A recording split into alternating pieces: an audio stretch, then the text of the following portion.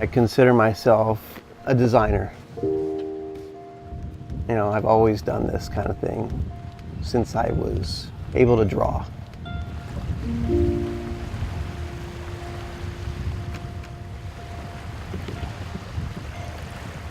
With the help of my mom, I learned how to sew. And so I started making these trunks that were more baggy and fit better when you're surfing.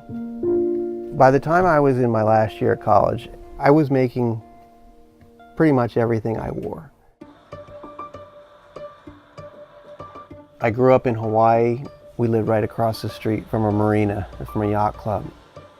There was a lot of kids who were just like you, who wanted to surf, who wanted to ride skateboards, who wanted to sail. Every day was like an adventure in the marina.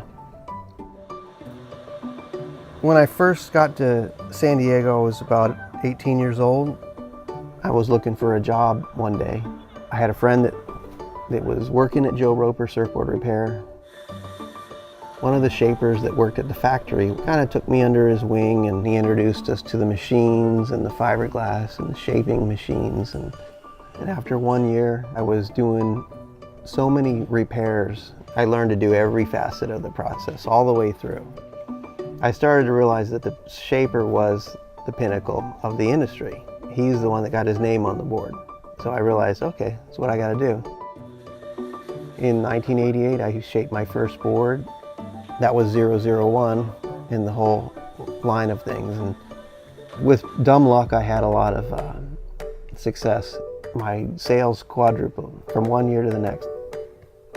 It was definitely something that exceeded any of my expectations.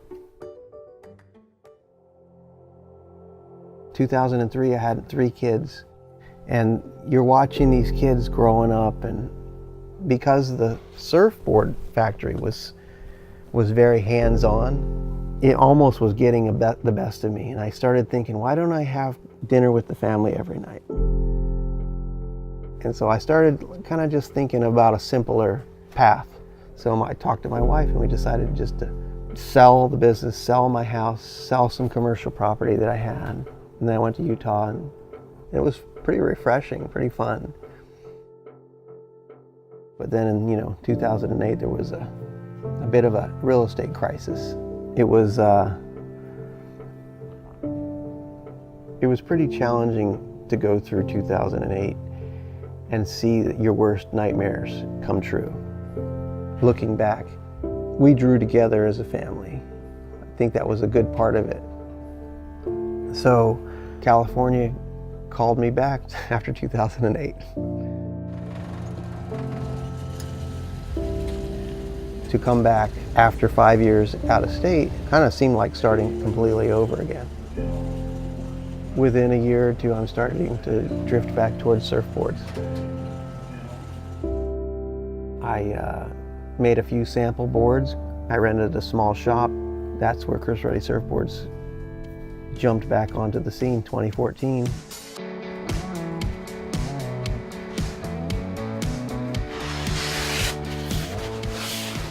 There's a lot of value in making things with your hands. I always feel good when I'm able to close my eyes and envision something and then make it. I thought I could do a lot more than just make a surfboard. That's where the stand-up paddleboards come in. As I'm designing these boards, a lot of them have hand-painted stripes that have irregularities and little brush strokes and occasional little drip that comes off. That's not a flaw to me. That's part of an original piece of art. What I see out there now is I see a lot of the young people who are staring at their hands. They're not looking out at the great place we live in. So that's why I'm so excited about the Yacht Club SUP. With my experience in Hawaii, we didn't have cell phones. We were jumping off the docks into the water and swimming, going to the yacht club, playing in the pools. That's where I'm focusing this new brand. When I decided to start using the name Yacht Club, I'm basically showcasing in my products my childhood. Besides all the fun that you can have on these things, I want this to be a product that people can get to bring the family together and to reconnect with what's going on around them.